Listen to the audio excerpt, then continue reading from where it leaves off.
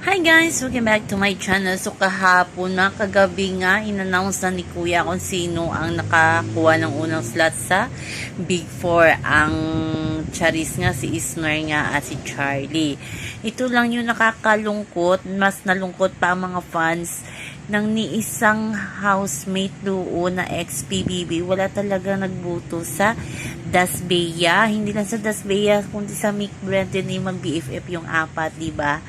So, nakakalungkot yan na ayaw ba ng mga ex-housemates, kina Bianca at Dustin. Kaya ni isang boto, wala silang Asiver, meron pa.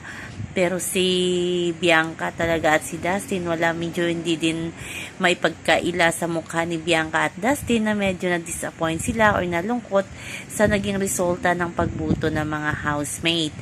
Pero kahit ayaw ng mga housemates, sina Dustin at Bianca, sa outside world, siguradong marami ang nagmamahal sa kanila. Sabi nga ng Dasby, sila ang lalaban sa labas ng bahay ni Kuya. Yun na nga ang nakakalungkot kasi nga hindi nga basihan yung butuhan ata para sa Big 4. May big jump challenge na si Kuya para sa tatlong natitirang Big 4 ni Kuya. Kaya abangan na lang natin yung sabi nga ng Dasbia. Prayers na lang ang maitutulong natin sa ating mga idolo. Yes, at alam natin na kakayanin yan at gagawin lahat ni na Dustin at Bianca ang kanilang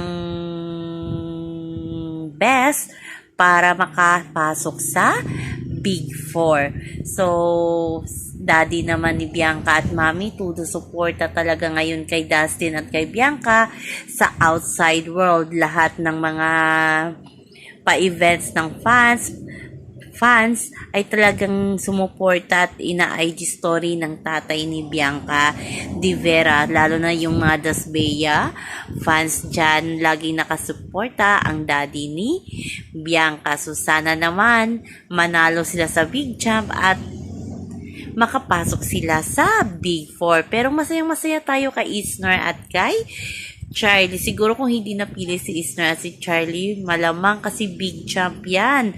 Alam natin na medyo mahina si Isner sa mga challenge na ganyan.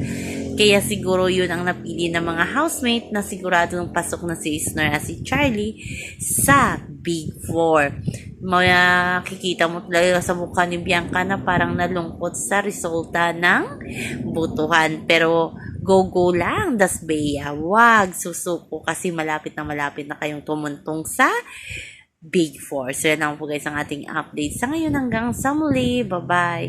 Always remember, wag po tayong magpaka-stress.